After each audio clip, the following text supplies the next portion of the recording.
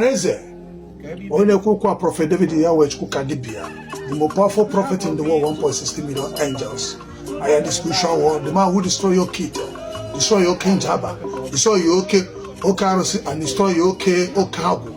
Chukwuka Dibia. Remember in 2022, Akwa Okuko and in the name Oke ite, they belong from Anambra State. I wonder Akwa Okuko. Now, look at Oke ite. Millions of people got barra and Igbo. When I want to Okubiya, Chukwuka Dibia. Call this number +234 903 222 6076. Come for your deliverance. I tell you, Oke ite na Abako. And they doing nothing corrupt. I say, we will not love much, we will not die. But I know why so. Come to Zion City of the Yahweh Synagogue of the New Jerusalem. Bia, no good such a I got doctor. Omuawo, I can job for Chukwuka Dibia, the most powerful prophet in the world. Don't you destroy power of folk. Destroy your belly. Knock up na bosso. That was na bosso. Omuawo, know that tomorrow, every Saturday, every last Saturday of the month, to go Dr. Chukwuka Dibia or Dechi, divine protection, power, instant healing, solution, and what? And breakthrough.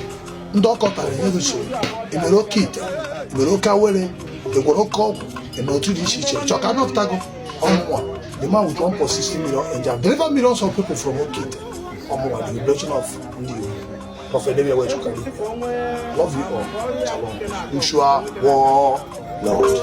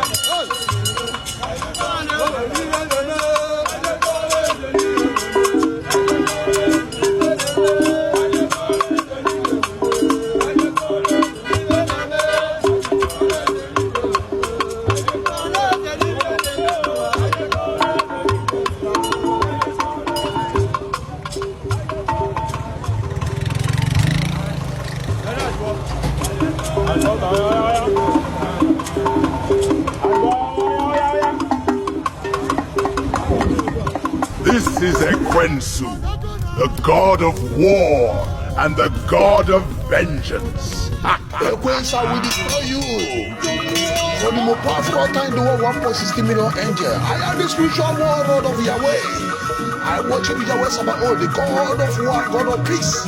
Ekwensu, I will send you to the fire. I am the spiritual warlord of 1.60 million angels. Hear me. I have come to deliver Igbo from the hand of Ekwensu and the hand of demons. You spirit of darkness, your time is up.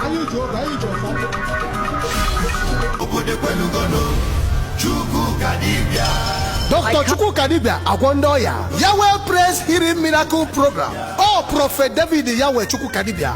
Mweje bundilo, anyị si Lagos webata, keweto ndeke na-agwụ. Ihe bụ war against kingdom of darkness. Bible say, suffer the wish not to live. Dr. Chukwuka Dibia, Akwa Okuko, nda Musa na ba mgba, etila afọ na arụs, family ga na-efesi rising and falling. Ụmụ Igbo were ọsọ were ije, na anya batago na nke Yahsua, family repression, breaking the evil altar, ancestral demons. The power of Yahweh is in action.